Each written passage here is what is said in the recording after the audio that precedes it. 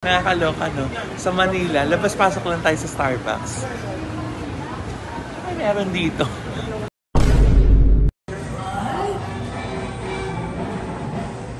Ito na yun.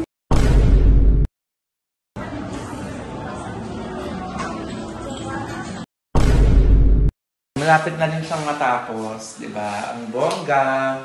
So, nakaka-excite. Malapit na. Konting na lang. Siguro mga ano na lang. Mga 2 hours. 2 hours! Wow!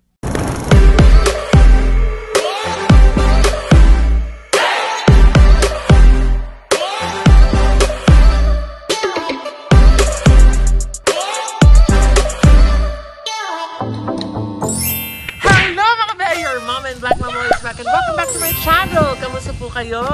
Naku, nandito na naman tayo sa Tagaytay kasi nga, yesterday at saka today, dineliver na at saka ini-install na yung ibang mga furnitures dun sa ating Tagaytay project. So, mamaya sisilipin natin yan. Pero in the meantime, yun nga, dahil nga ginabi na kami kagabi, so we decided na magstay na overnight dito sa Tagaytay. So, we're back here at the Apia Hotel dito sa Tagaytay. Ayan. At ang aga namin gumising kasi nga, sabi ko, nandito na din lang ako sa Tagaytay. I-attempt na ulit natin na pumunta dun sa Starbucks si Raya. Nagpunta kami kagabi, haba ng pila, sarado yung gate. So, laging sarado yung gate, tapos may tao nang nakapila sa labas sa kalye. So, today, sabi nung guard, pag Monday daw, usually mga between 7 to 9 a.m., konti yung tao. So, i-attempt natin. Tignan natin kung makakapasok tayo. Tignan natin kung pipila ko. Kasi ang aga ko gumising nga, 6 a.m. Kaya nako, sana naman worth it itong paggising ko ng maaga. At pag-makeup ng maaga. At pag-blower at plancha ng maaga. Para lang mapasok itong Starbucks si Raya. So, halika na. Tignan natin kung makakapasok tayo.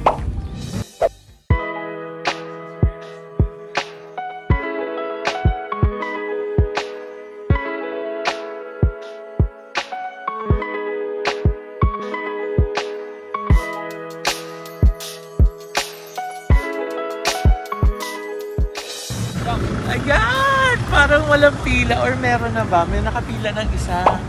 Ayan, so nandito na tayo sa Starbucks si Raya. Ito daw yung biggest Starbucks in the South. So hindi nila alam kung in the Philippines, pero in the South daw, this is the biggest Starbucks. Bakit nga ba ito pinipilahan ng mga tao? Ano ba meron dito? Nakakaloka. At laging mahaba ang pila. Minsan nga sa gate pa lang hindi na nakakapasok. Halika, alamin natin pare-pareho kung bakit. Let's go. Para yun, dito yung smoking area. O, ang taray ko sa smoking area. Galing naman yung treatment na ginawa dito. So, kailangan daw 2 hours lang yung stay. Para marami makapasok. Ayun na. Walang pila. Huh? Ay, meron pala. Mali pala ako. Meron palang pila. Naku, birthday nga, oh. Nakikita kita sa vlog ni Audie. Thank you, no. A picture daw. Oh, happy birthday! Ba't ka naisip na dito mag-birthday? Akala ko konti pa. Talaga po? Taga-saan po kayo? San Pedro lang. What? Talaga? Pumunta kayo dito para lang dito? Galing na, no? Kagabi naman si Mimi nakita namin sa video. Talaga? Oy, po. So, dito mag-celebrate si Madam. Ano kayo niyo, Madam? Abby. Si Miss Abby tsaka si Sir? Benjo. O, ayan. Dito sila mag-celebrate ng birthday nila. Ayan, dumadami na, oh. Para kung pusa yung gano'n. Minsan may pinapasok kami, tapos biglang pagkalabang dumating kami, biglang napupuno. Kaya, ayan. Pero ito lagi naman puno. So, dumating kami dito, 8:30. Tignan natin kung ano oras tayo makakapasok. Naamoy ko. Nakakaloka, no? Sa Manila, labas-pasok lang tayo sa Starbucks. Ay, meron dito. Kasi nga daw maganda yung view. Eh, pag pumunta ka doon at saka dyan, ganun din naman yung view.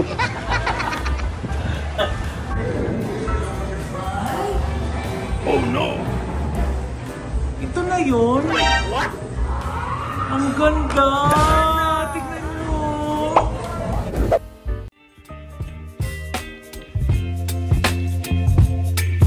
Baby, you give me ice and fire. You're giving me wind and rain. You're some kind of butterfly. Baby, you give me midnight. whip up my appetite. Don't leave me here high and dry. Oh, Ay, yung totoong vulkan sa likod, di ba? Yes. Yung brown. Oo, yung brown. Grabe, ilang guests kayo? May food traffic ba kayo? Ano yung kung ilang bisita araw-araw na ano? Hindi nyo na monitor. Mabilis-bilis naman tayo. 8:45 tayo nakapasok. So, 15 minutes lang. Ayan. So, ano pong bestseller nyo dito? Ito po yung Raya Latte. Parang siya po ay mas creamier than usual latte. Kasi po yung mga beans na So, teka lang. Itong Starbucks na to, Starbucks Reserve. Yes. So, may mga drinks dito na hindi available sa Sa ibang Starbucks. Ayun naman pala. So, ano yung dapat namin tikman dito dahil wala sa ibang Starbucks? Ito po yung Raya Latte. Yung talagang lagi namin nire-recommend. Okay. Then, kung ayaw niyo po ng non-coffee, this one po. Strawberry malt or double chocolate. Baka parang masarap double chocolate. Pero gusto kong tikman yung Hiraya Latte. Then, ito din po bestseller. Ay, dark chocolate mocha? Yes po, madami din po ang order. Oh. Ito coffee to. Yes po, bali po lahat po ay coffee yan. Ito lang po Ito dalawa. dark chocolate mocha. Coffee din to? Yes po. Ang bongga. Pwede ba natin tikman lahat? Sulitin na natin yung pagpasok natin. Tikman natin as many as possible, di ba? Pinahil ka yung cheese lattice at saka yung Ano chocolate? paano chocolate. Paano chocolate? Paano nga ba? Sige. Kailan na po? Enjoy po. Hi po! Good morning. Ano oras pa po kayo dito? 7? 7:30? May pila? 7:30? Pila? Nung dumating kayo, mas dumami? Ay, para pala kayo yung pusay, no? Yung pungsal, no? Yung pungsal. Pag dumadating kayo, maraming dumadating. Kamusta ano po masarap? Hiraya Latte. Ah, pwedeng cold yun? Pwede pa lang cold. Ano yung sabi niyang ganun? Cheese? Ano yun? Yung pano? Ano nga yun ate? Pano emerald? Ano yung masarap? Saka yung pano. Ah, cheese lattice at saka pano chocolate. Oh, yun daw. So ito lang po lahat, ito po lahat yung ano, dito lang available. Yes po, especially this one, yung Hiraya Latte. Ito yung special nila. Tapos 2 hours lang talaga paglabas ng resibo. Yes po. Pero if ever nga gusto nila mag-exceed 300 pesos per hour. Ah, okay. Order na tayo. Hiraya Latte, tapos dark chocolate mocha, tapos isang double chocolate float, isang strawberry malt. Ayan. So, ang ganda-ganda ng interior dito. So, ang talagang isa sa bentahin nito at bakit mo siya pinupuntahan dahil yung experience. Kasi nga, hindi lang yung view, pero in fairness talaga, ang ganda ng view nila. Yung talagang interior design ng yung store. Sobrang ganda, di ba? Ayan, at least experience na natin. I'm so happy! So, excited ako matikman yung mga drinks na dito lang available. Ayan na. Oh my gosh. Ay, ang taray ko. Diba? Lahat may pangalan.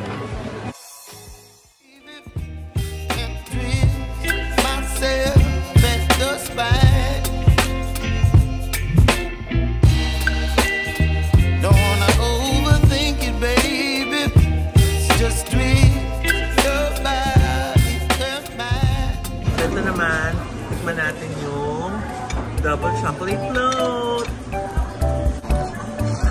Ay, may ice cream! Ang saya! Wow! May ice cream siya.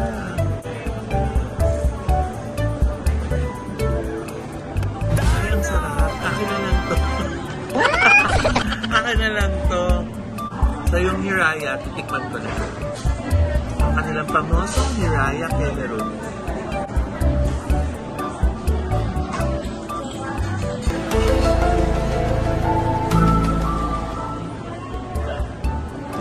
Sarap.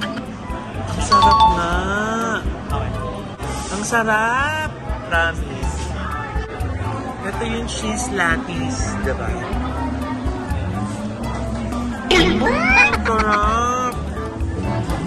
At Itong spam, masarap talaga to. Meron ko sa Manila. Itong cheese natties, parang ngayon ko lang natikman. Grabe, busog.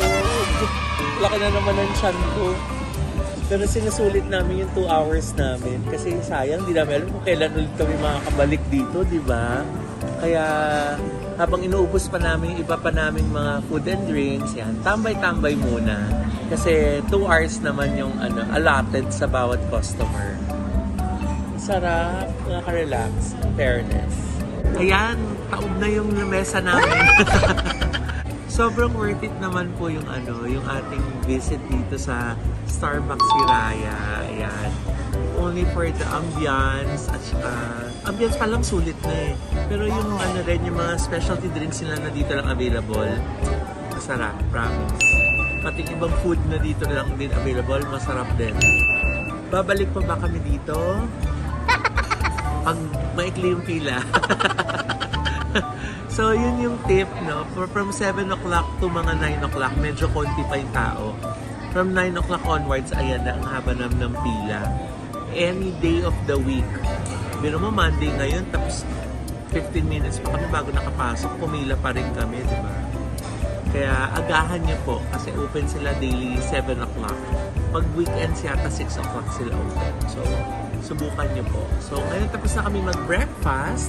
Pupunta na tayo din sa ating project para silipin natin yung mga na-deliver na mga furnitures doon. Kasi ang lapit na, na-excite na ako. Malapit na talaga matapos yan. Sobra na po akong excited na i-share sa inyo kung ano po yung vision natin at i-explain kung bakit ganun yung ginawa natin doon sa house na yun. Okay? Ika na! A few moments later. Ayan, so nandito tayo ngayon sa master's bedroom. I-assemble na yung bed, tapos ito yung cabinet. Yan, malapit na rin siyang matapos. Diba? Ang bongga. So, nakaka-excite. Malapit na. Konting na lang. Siguro mga na lang. Mga 2 hours. 2 hours! Wow! Wow! Sana bago magkatapusan, tapos na kami. So, dito naman sa room na to, ina-assemble yung double deck, tapos kinakabit yung aircon. Yan. So, yan. So, hindi tayo makapasok kasi ang dami nila doon. Sorry! Diba?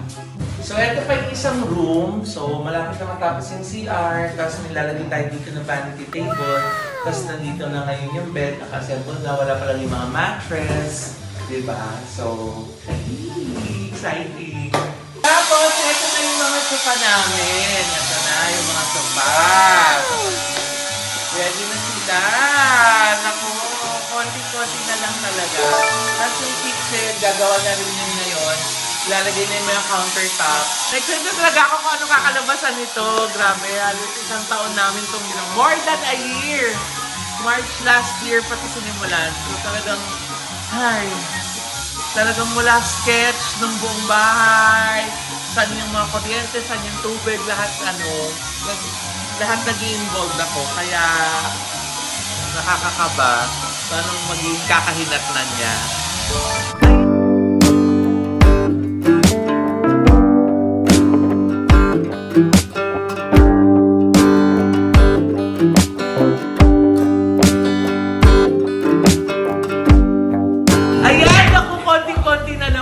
Sana in the coming weeks, ma-share na po namin sa inyo yung finished product nitong Tagaytay project.